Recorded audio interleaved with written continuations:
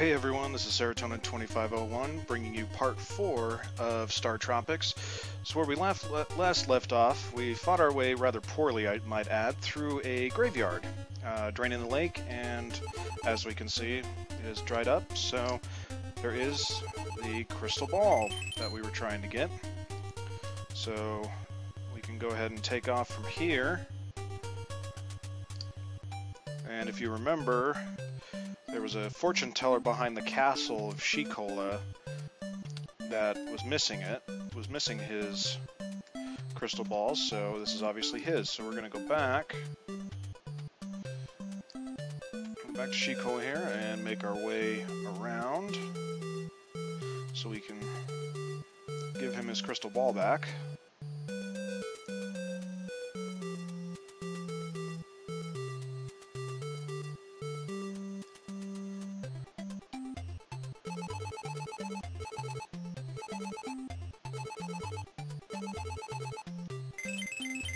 And gonna use powers to turn us into a woman. Or at least dressed up looking like one, so.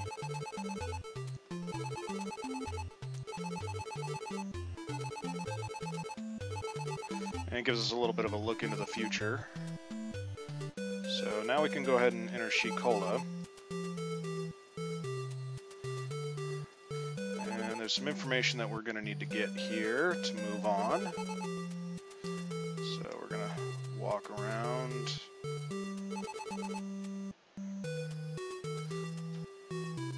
Most of the information is pretty useless, but this is the person we want to talk to. Or I guess not.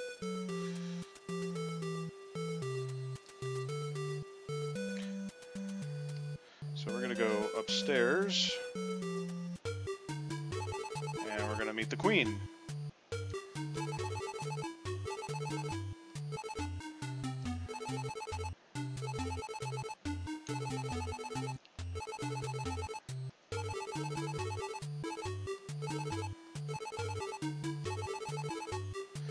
And we get an upgraded weapon. So the shooting star, basically, we can only use at a certain level of hearts. And so it's 6 hearts.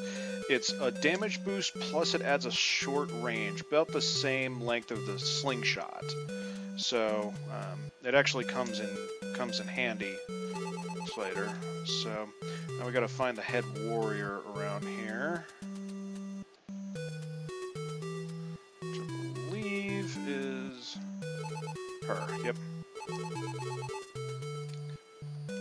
So she tells us how to get through the next tunnel. And we're gonna go ahead and change back. And we're done here, so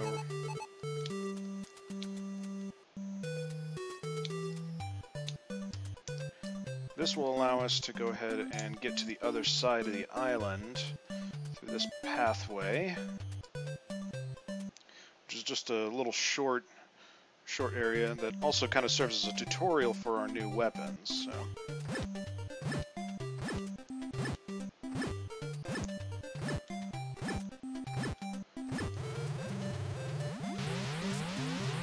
Gives us the bridge. So yeah, he gets a good couple squares of range, plus it's twice the damage of the yo-yo, so it's incredibly useful, especially considering this part in the game really ramps up the difficulty. Enemies are a lot more unpredictable, they do a lot more damage, they take a lot more damage especially, so that's where the shooting star comes in real handy.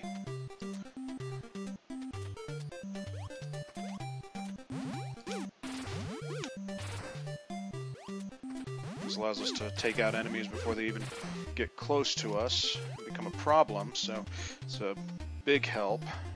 We can still hit them as they're running away. There's another one of you guys around here somewhere. Come on, there you are. And we're out of here. So, like I said, short and sweet.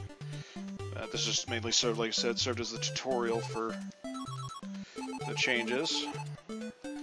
And we're coming up on the final tunnel of the game, of this island, which is the Hermit's Mountain.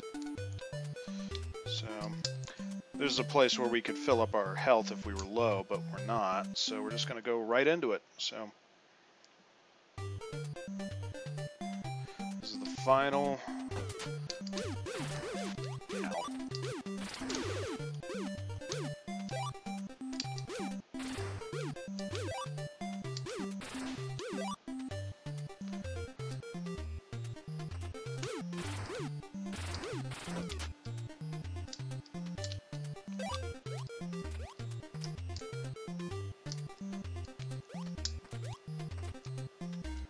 So it kind of throws you off there for a second because it looks like those two blocks are within range, but they're not, because you can only jump one space. So if you remember how I was saying these guys were a pain, not anymore. Not with a shooting star. Like I said, the damage boost is a huge change. So these are a new trap that I would refer to in episode 2. Basically, they're tiles that the second you get on them, they drop. So you have to constantly be in motion. Now, it is possible to stay on them. You just have to continuously jump up and down. So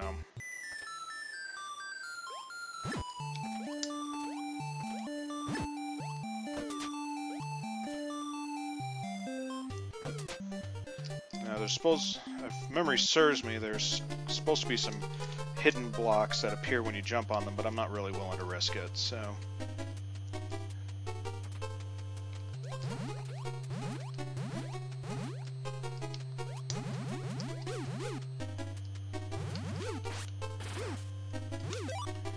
These little Kappa guys like to jump up from the lava.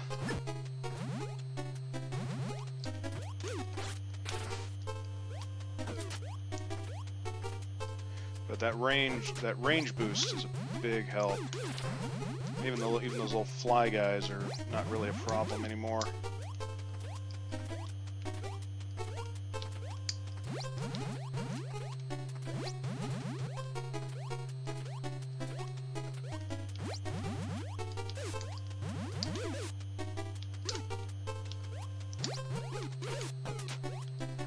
Well, that's inconvenient, but definitely not something we can lose sleep over. So this room is really kind of tricky. You really have to be paying attention because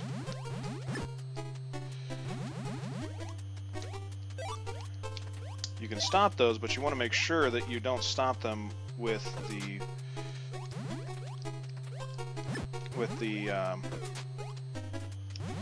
tiles underwater, because that time stop never wears off.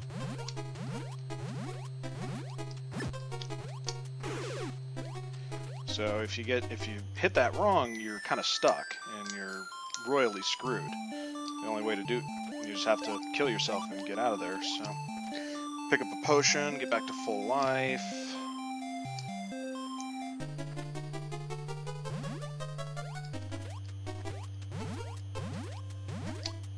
Ah, timed it wrong.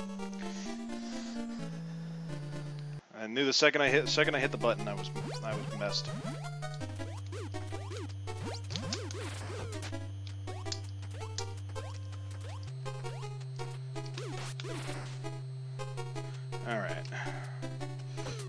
We can recover from this.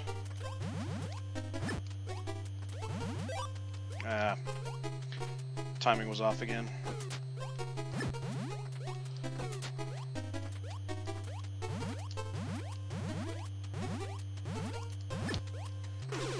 So, go ahead and get the double hearts and the potion again. Unfortunately, the double hearts is not going to get us the shooting star just yet. So, because we need, like I said, six hearts in order to get it. So, we'll just keep moving on.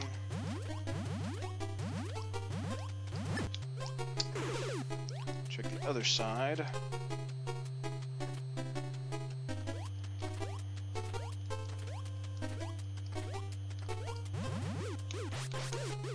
Ow.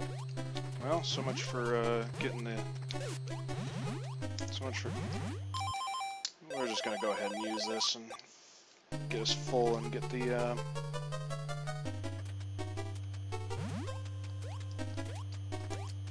Get us the shooting star.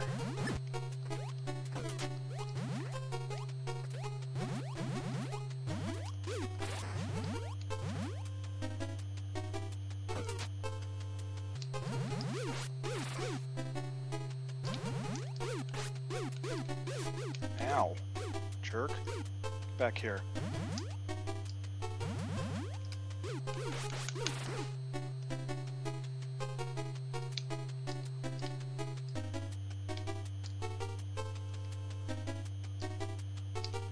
Where are you? There you are. Okay, so maybe we're...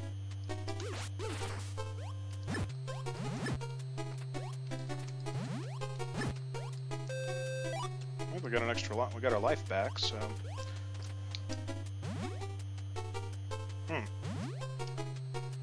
Maybe the exit was over here.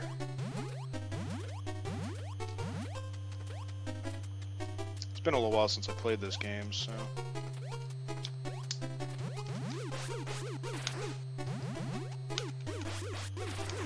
Yep, I was wrong.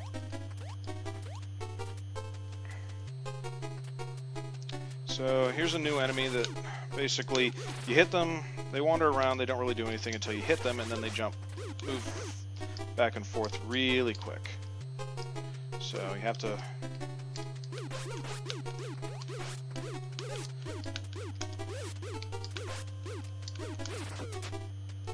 You have to not do that. That's the key. So. Alright, so now... pretty much toward the final area. More of these guys, but just some quick dodging. Now here's another new enemy, and as you can tell, they hurt a lot. They basically act like they're basically like the mummies from the graveyard. Take a lot of damage. Can walk through tiles and everything. Just kind of, they slowly but surely follow you around. You just gotta lead them on and keep whacking them as much as possible.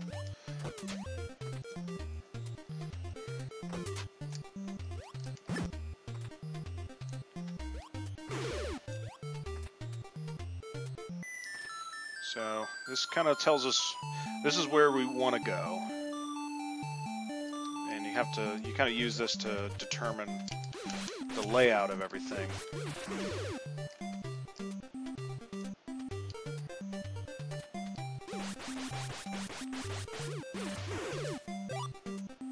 I got a star, that kind of helps, but a couple double hearts would be really useful, because that would give us the shooting star. But unfortunately, life in this section is not very abundant. It doesn't really need to be because we're, like I said, pretty much toward the end, so...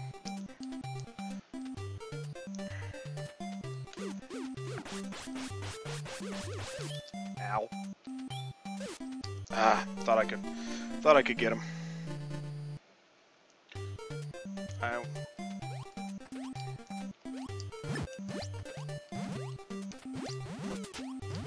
Alright, let's try this.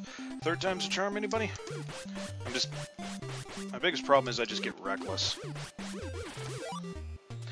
Plus, the enemies' hitboxes are kind of weird in this game at times. It doesn't, you think that you have room, but you really don't.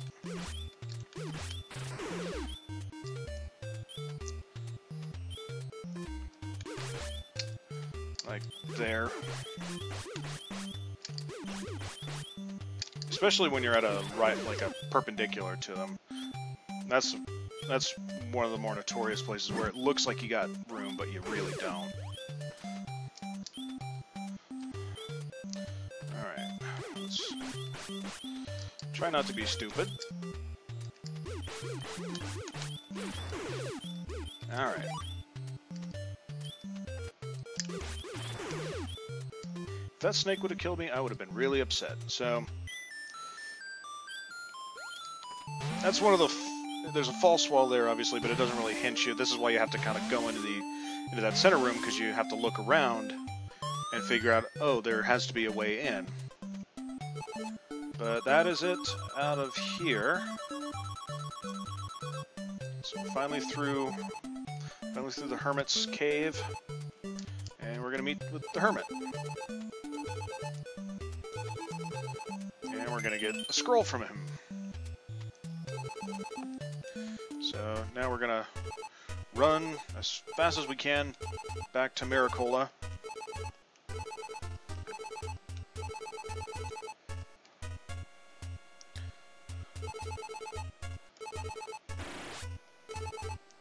We're gonna read a bunch of nonsense. There's gonna be flashes, because physics, who needs it? And yay, she's awake.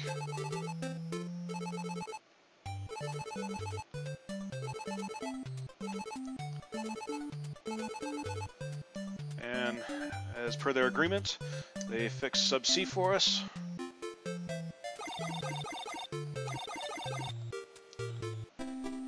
And that is it for Chapter 3. Pretty long and arduous. It's pretty much the longest chapter in the game. But makes up for it with 2 really short chapters. So now we're in Chapter 4.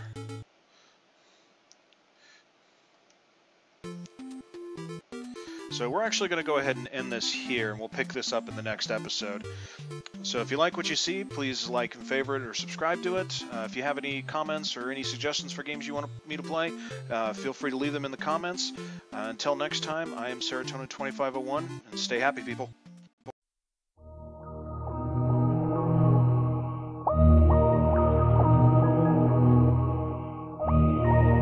Mm-hmm.